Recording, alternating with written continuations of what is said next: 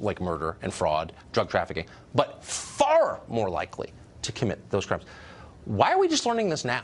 Well, the bigger question, I think, Tucker, is how do we make sure that we are keeping the nation secure in a way that's using our valuable law enforcement resources the best way? Because I'll be the first to tell you that we are a nation of laws, and we're a nation that should be keeping Americans safe. Right. So let's make sure that law enforcement are in a position to do their job and get those violent threats, those public safety threats off the streets, particularly if they are immigrants. And the way you do that is that you make sure that the immigrant community can trust local law enforcement. So that's why I'm concerned about the direction of the administration when it comes to immigration enforcement, because they're actually undermining the ability of local law enforcement to do their job. So enforcing, this is like this weird alchemy where enforcing border laws makes us less safe somehow. But let me ask you, if 22% of all federal murder convictions are of non-citizens, but only 7% of the population is non-citizen, that suggests we're letting in the wrong people. It suggests that we should be doing a much better job in terms of local law enforcement. And the way to do that is to make sure that the immigrant community is in a position to report crimes. Because at the end of the day, those individuals who are immigrants who are committing those crimes, you know who the most likely victim is?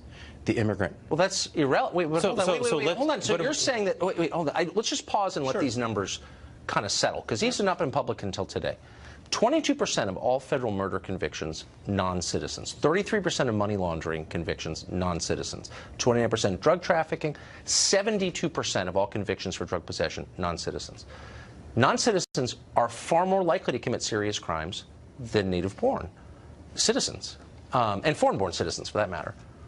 Why shouldn't this make us want to radically curtail immigration into the country? It makes me radically want to make sure, that law enforcement are able to do their job, because again, those crimes are being committed within the immigrant community. So some are. No, but that's not. I mean, some are, some aren't. Well, hold on. We got these numbers today, so we actually don't really know where these crimes are being committed. We don't know anything about it other than this. Like, this is the first. No, but if you look at the research shows that the immigrant community is the victim of the disproportionate. But it doesn't matter. So then, but what matters? Why are we letting in people who are many times more likely to commit murder, fraud, drug trafficking than people who are born here? Why don't we think through who we let in? Doesn't it suggest that to you? It suggests to me that our immigration system is fundamentally broken, and we need to make sure that those individuals who are here, who are undocumented, are registering for legal status, passing a criminal background check, learning English, and coming out of the shadows. I get that you've got your pre-existing priorities that you want. I understand you do it for a living, okay, and I respect that. But again, for the third time, these are brand new numbers. We didn't know them when we woke up this morning. Now we do. The debate is over. Non-citizens far more likely to commit dangerous crimes than citizens. So, with that in mind, does that shock you?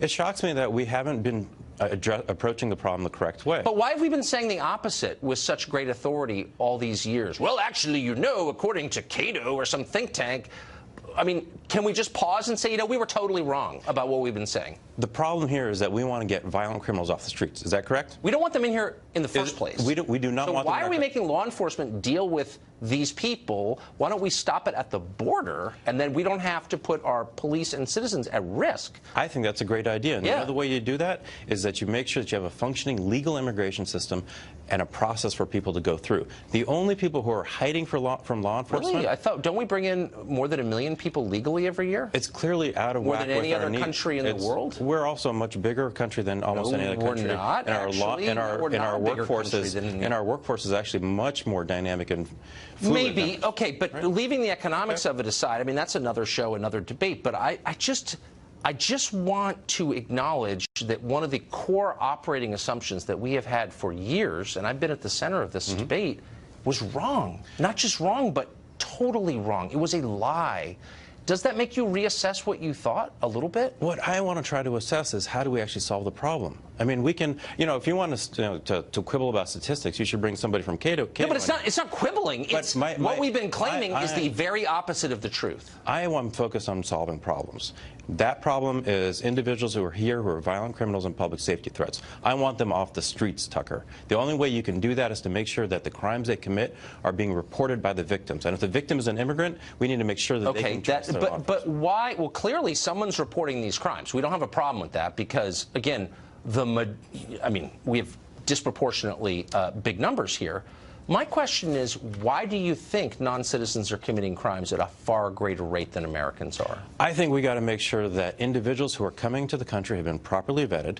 They're going through the process they need to. And the folks who are here and are undocumented. So you think they haven't been properly vetted? And the folks that are here who are undocumented, we need to require they pass a criminal background check. That is our biggest problem right now, because the individual undocumented immigrant who's a violent threat to our public safety, they're the ones hiding in. Why wouldn't we just build a wall? Like, the public kind of wants that. What's the argument against that exactly? If you actually want to solve a problem at the border, you want to actually focus where the problem is. The majority of drugs, guns, and money are smuggled at ports of entry. But these are not drugs and guns and money. These are people committing crimes. Those individuals who are committing those crimes, they're coming in through ports of entry. But so do you think a wall wouldn't help at all? Because why? I want to put money where the risk is on the border, where the majority of drugs. Well, we didn't even know there was this risk until about 2 hours ago. So I mean, maybe we should pause and think about these numbers, because they are shocking. You will concede that. Thank you, Ellie. Appreciate it. Mark Stein is an author and a columnist. He joins us tonight. Mark, are you surprised by these numbers? No, I'm not, because I think it accords with most people's experience of the transformative effect of immigration. And it's logical, too, that when a first world country imports continuously a large, unskilled population into its country illegally, that is an act of law breaking at the conception, and there's no reason why they would then have any other respect for other laws. And to be honest, I mean, I found that last 5 minutes surreal, where your guest's main concern is that certain illegal immigrants are getting crimes committed against them by other illegal immigrants, and they're scared to go to the police. That's not what these statistics show. These statistics, which for political correctness reasons we were prevented from knowing in recent years, show that this country is in effect importing a criminal class, and it does not check any aspect of the criminal class it imports. Now, the few of us who have the misfortune to go through the legal immigration system, I went to see Neil at Homeland Security in Manchester, New Hampshire a couple of years ago, and he asked me about whether I'd committed any crimes, and I said I'd been pulled over by a traffic cop in Montpelier, Vermont, for passing a little old lady at 17 miles an hour, but I got the case dismissed. Neil from Homeland Security in Manchester, New Hampshire, wanted to see proof that the state of Vermont had actually dismissed that complaint against me.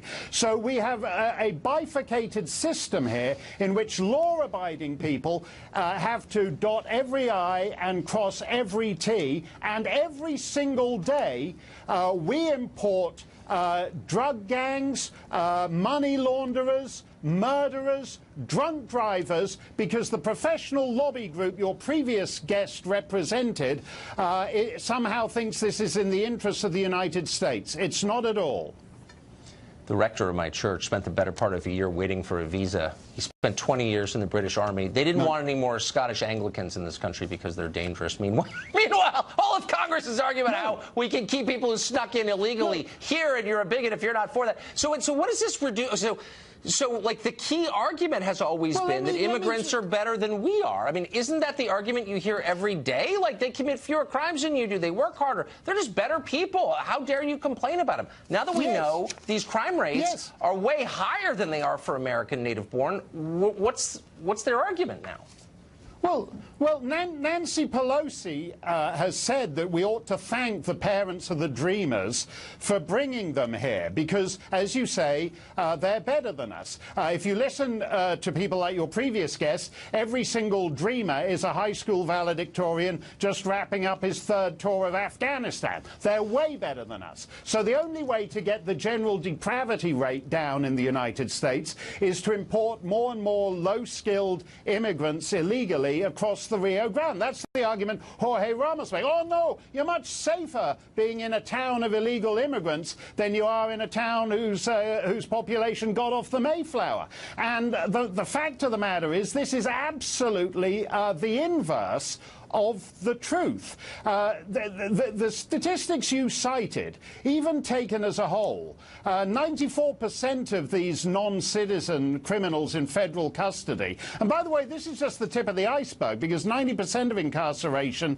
is at the state and local level. But the proportions show that about 94% of these non-citizen criminals in U.S. federal prison are illegal immigrants. Why does any country need to import a criminal class? If that is one of the jobs that Americans will do. Americans are happy to murder and rape and sell drugs to each other. You don't need to import other people to do that. Yeah. Well, one job that Americans are less interested in is voting Democrat, and these are people who will do that. So that's kind of the point. That's kind of the point of the whole thing. Mark Stein, thank you for joining us.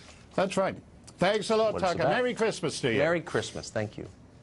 Well, it's a scandal that won't die, joined by another that is brand new. New information tonight on the investigations into Uranium One and the Obama administration's soft treatment of the terror group Hezbollah. Stay tuned.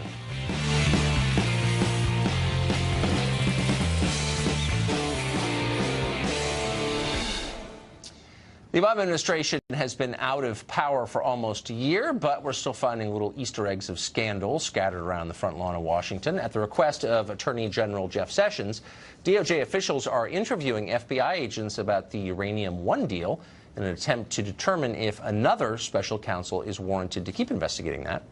Meanwhile, Congress is asking the Department of Justice to turn over all documents and communications related to an alleged multi-year effort under the last administration to basically give some space to Hezbollah to sell drugs internationally, including in this country, in order to make sure the Iran deal went through.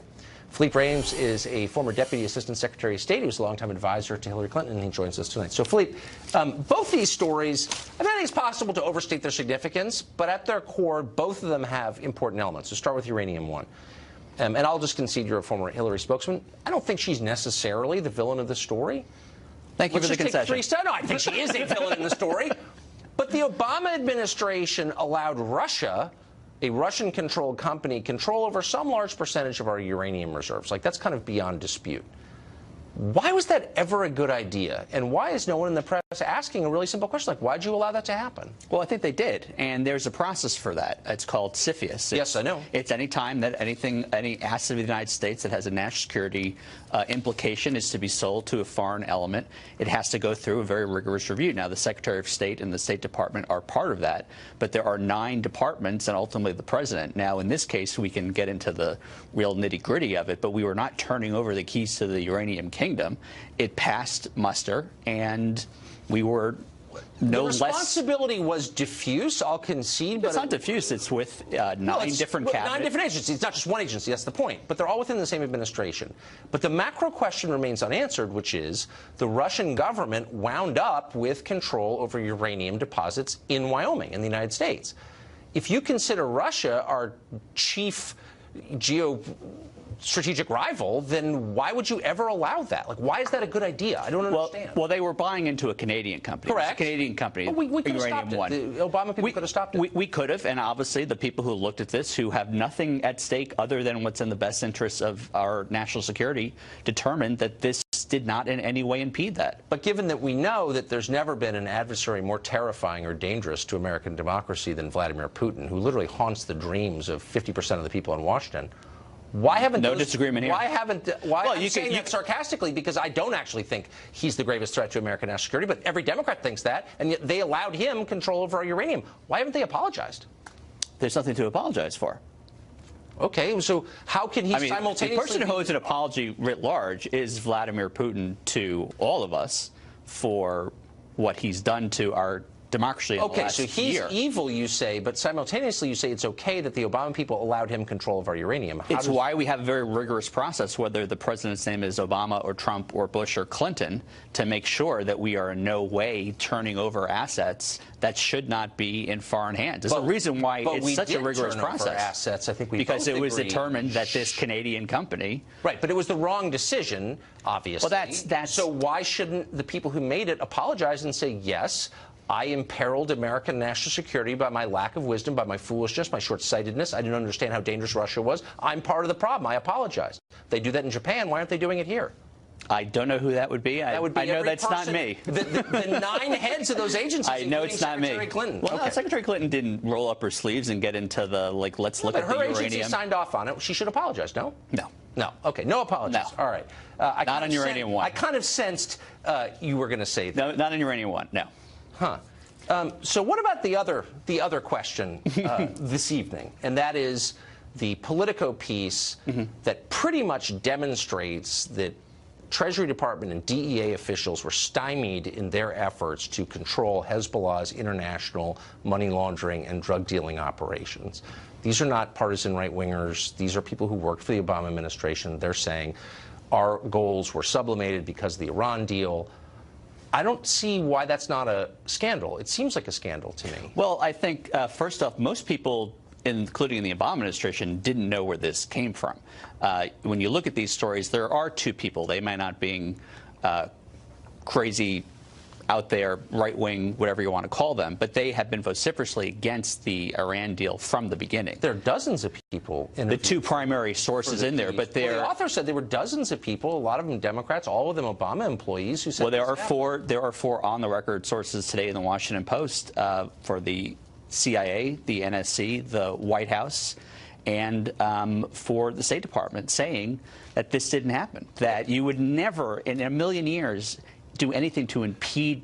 Okay, then there are people who obviously don't, and they may be right. Let's look into it. Wait, let's look into it. So okay, the allegation is made by Obama staffers, former Obama staffers, that cocaine was sold in this country, narcotics, because the Obama people allowed it to be, because they didn't want to. I really doubt that. Deal. All right. I doubt that. But you would have no problem with an investigation I have no problem to get to the bottom of it. investigating. I have a problem with what's turning into interference and intimidation. And I think what we're seeing, it's one thing. Right. You have news sources. I have my news sources. We go back at night. We have our separate corners. This is political. But we have to share. No, but with something like investigations, we can't fight over the FBI. Well, I agree. But that's what's happening now. They shouldn't be partisan. But, you know what I mean? Well, but what's happening, and I think the common ground here is that Comey definitely did a number on the FBI. But they are now caught in some kind of divorced parents tug-of-war. I'm being told we have to go. But I agree with you on that. Philippe, thank you. Is she a left-wing activist, or could she be a Russian spy? Congress wants to investigate Jill Stein of the Green Party for possible collusion with Vladimir Putin, believe it or not. She joins us next.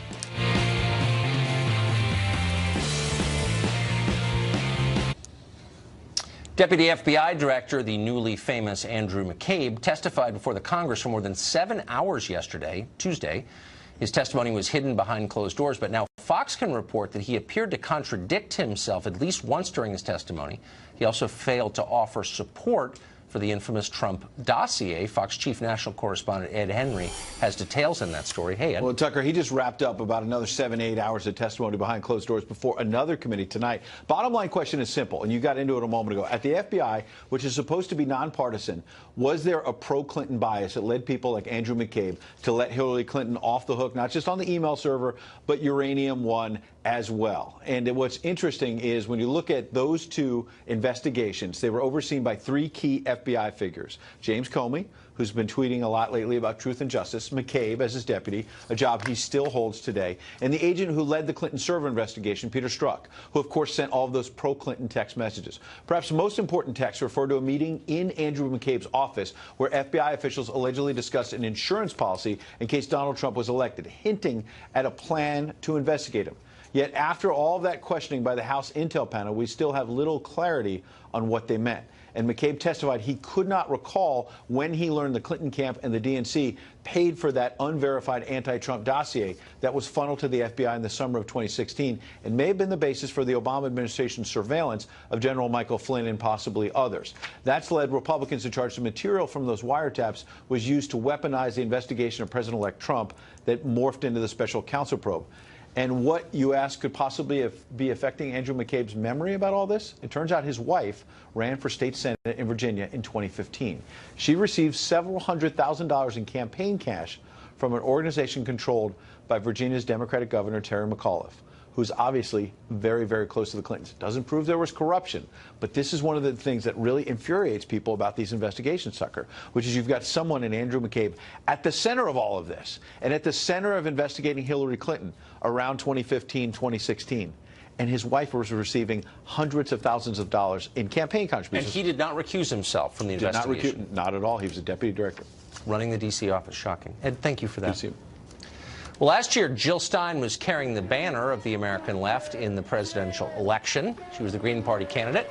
Now she's been exposed. Apparently, despite leading the Green Party, she was a Russian spy all along. That's the claim, believe it or not. 2 Senate committees are investigating her as a possible crony of the Kremlin. Her sins include appearing on RT, that's the Russian television channel Russia Today, and attending a dinner in 2015 where she sat at the same table as Vladimir Putin, all of which makes her a modern Mata Hari. What does she say in her defense? Jill Stein joins us tonight. Dr. Stein, thanks for coming on. Great to be with you. Thank you so much. Are you now, or have you ever been, an agent of Russia? Do you speak Russian? How often do you talk to Vladimir Putin?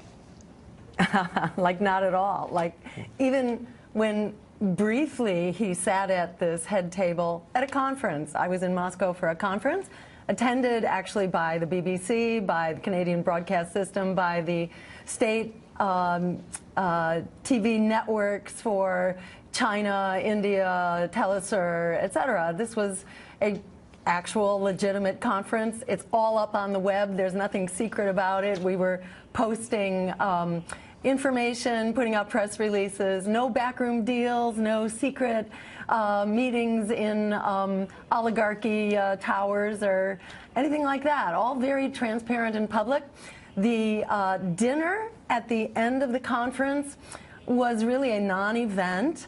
At one point, Putin came in with a couple of guys that I assumed were his bodyguards. Turns out they were actually his inner circle, but you would have never known it. Nobody was introduced to anybody. There was no translator. Actually, not a word exchanged. At one point, Putin made a very rapid turn around the table and shook everybody's hand, but without any exchange of names. So that's about as significant as this was. Well, that sounds like collusion to me. So wait, can we get to your real crime, which was running for president as a third-party candidate? And in the view of a lot of people in Washington, you got Donald Trump elected. Do you see this as punishment for the crime of running for president? Yes. Yes. I mean, in many ways, many of the articles, like the New York Times 3 days ago in announcing this investigation, began with a quote from a former spokesperson for the Clinton campaign saying that, well, isn't this great because so many Clinton Democrats are furious at me. They're outraged that I dared, in so many words, dared to think that we get to make up our own minds, that our votes don't belong to Hillary Clinton or to anybody else. But I got to say, it's not just Democrats. This is a bipartisan commission that's led by Republicans. I'm aware. And yeah, they have it in as well because it's very inconvenient to have an opposition political party that's not taking orders from the same suspects. Look, if they disagree with what you're saying, and for the record, I disagree with almost everything you say.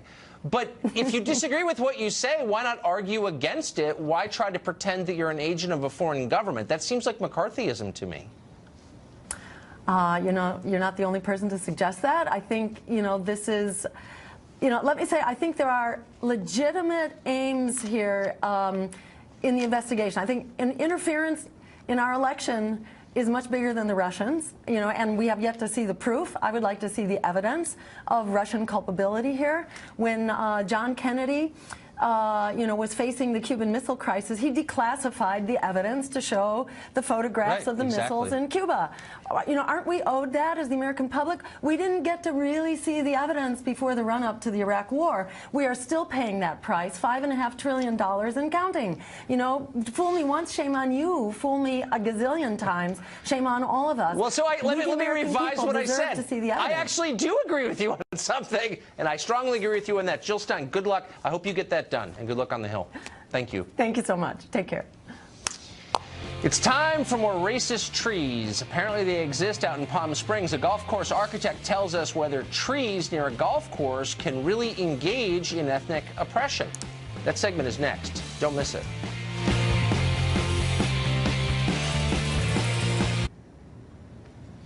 We're living in an era of unprecedented threats coming from directions no one could have anticipated. Jill Stein, you just saw, now a Russian agent.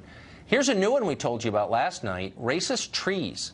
In Palm Springs, California, city officials are planning to clear-cut a grove of tamarisk trees because they're racist. Locals say they were planted more than 50 years ago to separate a golf course from an African-American neighborhood. Last night we spoke to a local resident about their sinister presence. Here's part of the conversation. If you've done any research on the tree, you'll know that's one of the nastiest trees around, and it's also been declared an environmental disaster by the federal government. What? They grow to be 60 because feet it's tall, wait, no, slow down. Now, well, hold on. Hold on. Because that tree is a foreign tree, you're calling it Correct. Nasty? Okay, absolutely. I guess. Question is, could Palm Springs be overreacting at all to the racist trees in its midst?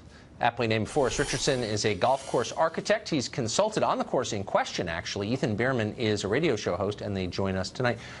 First to you, Ethan. You've been following this. You're from California. Clearly, this is the definition of structural racism. But I wonder if it couldn't be worse. I mean, these are tamarisk trees. If they were white pine trees, would they be more racist, do you think? No, the trees themselves aren't racist. It was the actions putting them there in the first place. But also, I think it's really important to note, these trees in particular have been a fire hazard this year. You look at, Fox has done a great job covering like the Thomas fire. Tamarisk trees themselves have been explosive during these fires that have been happening. So not only do we have the aspect of the traditional, the origin of the planting of these trees being to separate the black and people of color community across the street after their homes were demolished, by the way, by the city of Palm Springs under racist conditions. This is one of those times, let's set the record straight. Let's clear out trees that are fire hazard. Let's not waste the water, and let's set things So everybody straight. wins. The trees are not just bigoted, but they're flammable. Forrest, here's my concern. If we take down the racist trees, could the homes behind them be hit by racist golf balls? Well, I don't know. I would like to think that nothing's racist, especially in today's world. I would too, but my eyes are open now. The reality is that I don't know why these trees were planted. I don't think that there's any clear indication of why they were planted. One reason that we plant trees on golf courses, especially on narrow corridors, which this happens to be. This is about 240 feet in width, whereas today we would generally get 350 to almost 400, is to protect adjacent homes and property, whether it be a school or houses. And in my opinion, I think the win-win would be to get everyone on board and say what's good for the homeowners and what's good for the golf course and what's good for the other homeowners. Sure, but it's 2017. We don't do compromise. I mean, come on now. It's the modern era. But let me just ask you, is there, just to clarify, as a landscape guy, are there other reasons other than simply bigotry that they might have been planted? I did as much research as I could. When I worked briefly on a study for this golf course, we got a lot of historical data, and I was able to find what we think is an early 1960s image that actually shows that this hedge of tamarisk trees was probably there before many of the houses were built. Not all of them, but the hedge was probably predated many of the homes being built there. So, but obviously that doesn't mean they're not racist trees. I mean, because sometimes it's not obvious if a tree is racist or not. But Ethan, let me just get, and I sort of buy your point that they're both bigoted and a fire hazard. But I wonder if this isn't a teaching moment, right? A time when we could all learn. Instead of cutting them down, maybe we could make them better trees somehow, prune them. Is that not a possibility? No, let's get them out of there. Let's get back to some native trees that we have in California. Seems kind of that's pure desert. What do you mean? Wait, slow down. What do you mean? For a guy who's in California, I'm serious. Palm trees are not native. Eucalyptus are not native. Should you expel everything from California that's not native? Okay, so are you a nativist now? Yeah, when it comes to vegetation, absolutely. Eucalyptus trees have become a real problem with tipping over in the storms. When you're calling other people bigoted, all right. They weren't originally from California, therefore we have to kill them. But But come on, Tucker, we have a severe water problem in California. We have a lack of leadership in Sacramento. We have a lack of leadership in D.C. when it comes to the water issue in California. And we're diverting water to water trees. Why are we doing this? I know, I agree. There's so many layers here. But Forrest, let me just finally close out. I mean, is it possible that if we cut these down, you don't always know what you've got till it's gone? I mean, if you were to pave it and put in a parking lot, do you think you might regret that? Well, the trees are serving a purpose, I can tell you that. Now, if they could maybe be replaced by better trees, yeah. You know, I think your guest last night mentioned eucalyptus, so it's interesting your guest tonight is saying no eucalyptus, and that's because why I got to go, but they're foreign trees. We're against foreigners now. Forrest Easton, thank you for that. I think you've cleared up a lot. Good to be with you. Merry Christmas, Thank Tucker. you. Thank you. Merry Christmas. It's finals week. Who will triumph in the final exam before Christmas? Can Shannon Bream finally be knocked from her perch of victory? That's next.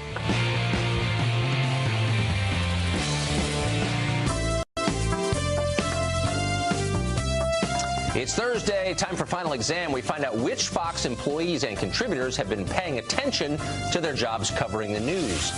This week's contestants, correspondent Griff Jenkins and Fox News at Night host Shannon Bream. Shannon has been a buzzsaw, as you know, in this competition, defeating all 6 opponents she has faced. Here are her opponents from weeks past. Wow, that is just a murderer's row, and she's crushed them all. Perhaps Griff is up to the challenge. Now, to switch things up and to give you a fighting chance, we have put Shannon in a different seat. Thinking maybe it's the seat that's doing it. And I've been put in the Thunderdome, and you have. Turner is about to come out and feed me all of my good wolves. mojo is on that chair and that buzzer, so...